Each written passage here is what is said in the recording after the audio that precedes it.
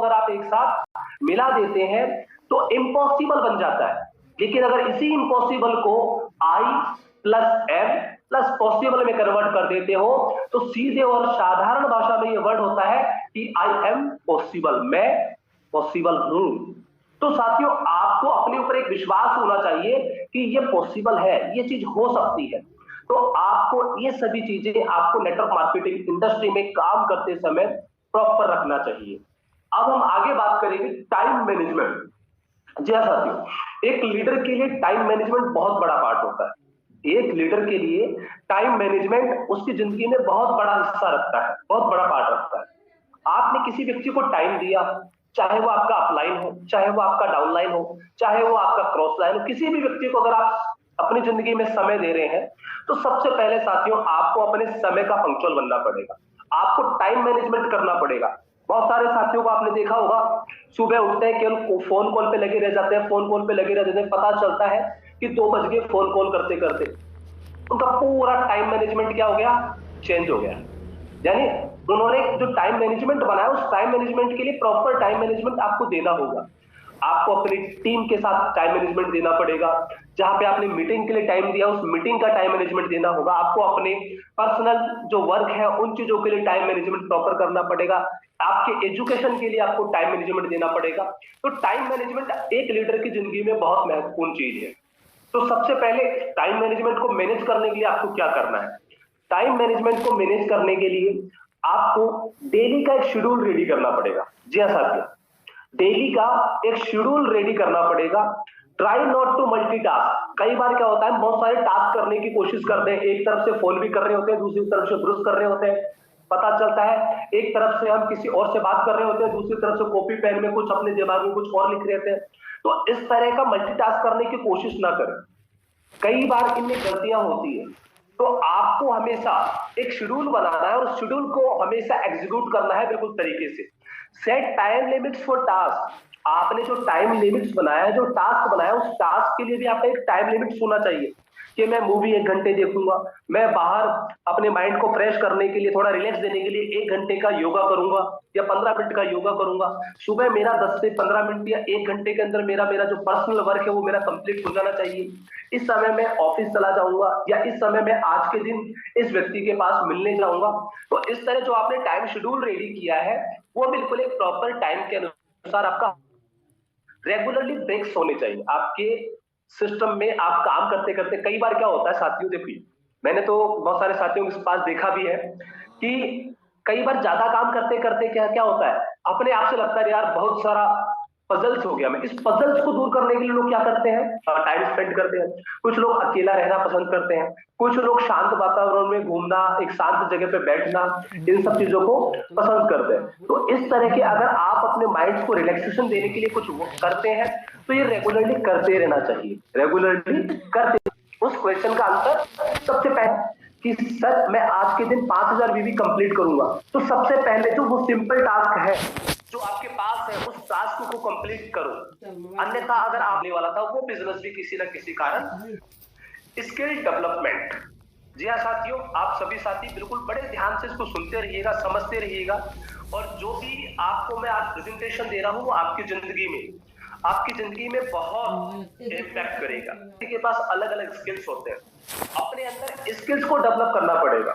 बहुत सारे साथियों को आपने देखा होगा कि वो बोल नहीं पाते हैं, यानी अपना जो बिजनेस है, सेल्स का जो बिजनेस है, प्योरली जो मार्केटिंग का बिजनेस है वो स्पीकिंग पे है।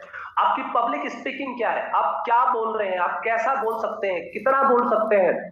आपको इन सभी चीजों के लिए अटेंड ट्रेनिंग सेशंस, जितने भी ट्रेनिंग सेशंस होते हैं, आज अगर आप इस प्लेटफॉर्म पर हैं तो ये एक ऐसा ट्रेनिंग सेशंस है जहां पे आपको स्किल्स डेवलप करने के लिए काफी सारी चीजें आपको दी जा रही है। आप अपने स्किल्स को डेवलप करने के लिए मेरी बातों को सुन रहे हैं, आप अपने स्किल्स को डेवलप करने के लिए अपने मेंटोर्स को सुनते हैं, आप अपने स्किल्स को डेवलप करने के लिए ट्रेनिंग सेमिनार को अटेंड, अंदर स्किल डेवलपमेंट करना चाहते हो तो उसके लिए आपको ट्रेनिंग सेमिनार को अटेंड करना पड़ेगा। लग रही है तो आपको ये चीज ध्यान रखना है कि जब भी कभी कोई ट्रेनिंग सेमिनार या सेशंस आपको मिलते हैं आपको उसको जरूर से जरूर अटेंड करना है। लर्न फ्रॉम अदर, किसी भी व्यक्ति से, चाहे वो बड़ा व्यक्ति हो, चाहे वो छोटा व्यक्ति हो, चाहे वो बूढ़ा व्यक्ति, कोई भी हो, XYZ, आप एक समय आपके पास ऐसा भी आता है जब आप अपनी जिंदगी में एक ऐसे दोराहे पे खड़े होते हैं जब आपको डिसीजन लेना बहुत बड़ा पार्ट लगता है। आप बहुत कंफ्यूज हो जाते हैं कि मैं करूं तो क्या करूं, मैं इस तरफ जाऊं या इस तरफ जाऊं। डिसीजन मेकिंग, आप अगर इस विनोरा बिजनेस में है तो आपको डिसीजन मेकर बनना पड़ेगा। डिसीजन लेने की क्षमता आपके पास होनी चाहिए। तो फर्स्ट टॉपिक मैं आपको बताने वाला हूं, गिव योरसेल्फ इनफ टाइम। अपने आप को समय दीजिए उस डिसीजन को कंप्लीट करने में।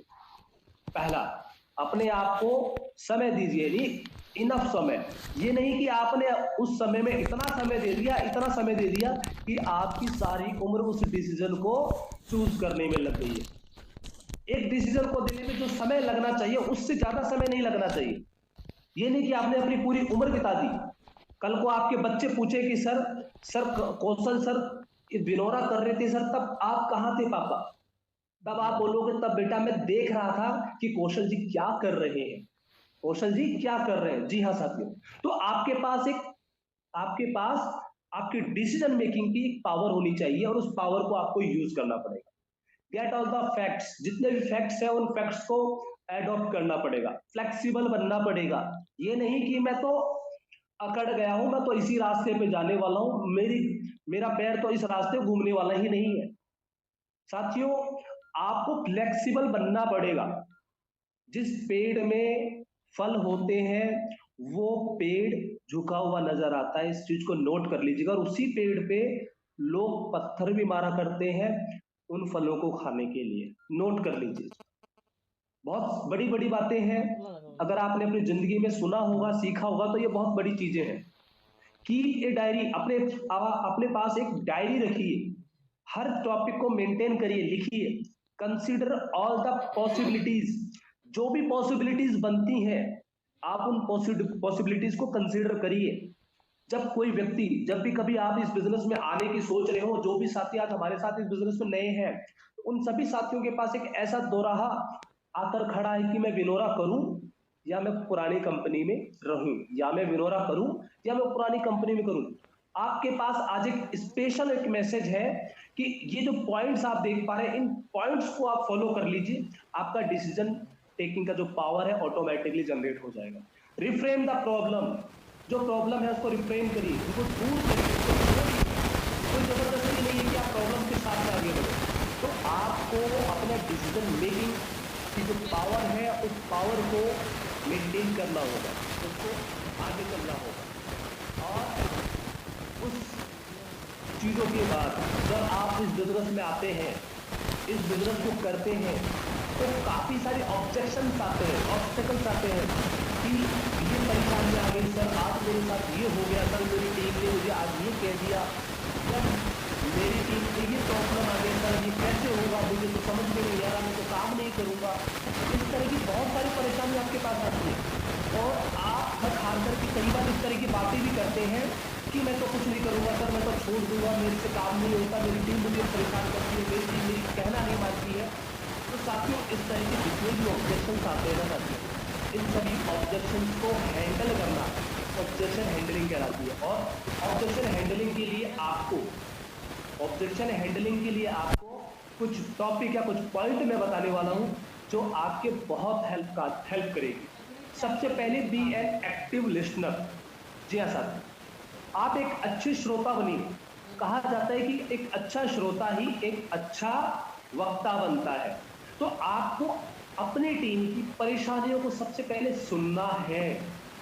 जब तक आप उनकी परेशानियों को नहीं समझेंगे, तब तक आप उसे प्रॉपर गाइडेंस नहीं दे पाएंगे। तो सबसे पहले आप अगर इस बिजनेस में हैं, आप इस इंडस्ट्री में हैं, तो आपको एक अच्छा लिसनर बनना पड़ेगा।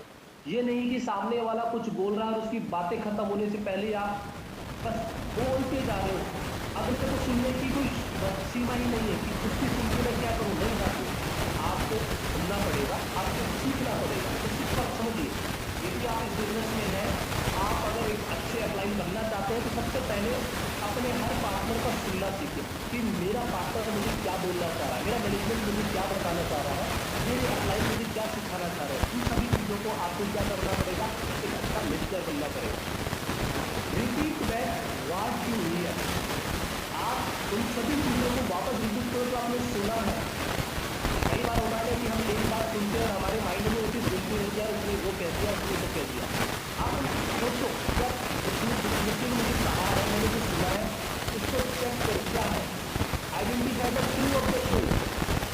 ऐसे कौन से ऑब्जेक्शन जो तो सही ऑब्जेक्शन है, बहुत सारे ऑब्जेक्शन आएंगे आपके पास। कुछ ऑब्जेक्शन ऐसे आएंगे जो आपको आपकी टीम के अलग करने के ऑब्जेक्शन आएंगे, सर उसने मुझे ये कह दिया, उसने मुझे कह दिया, तो लड़ाई करवा दी, तो डिस्ट्रीब्यूटर की लड़ाई करवा दी, तो डिस्ट्रीब्यूटर को अलग कर दिया।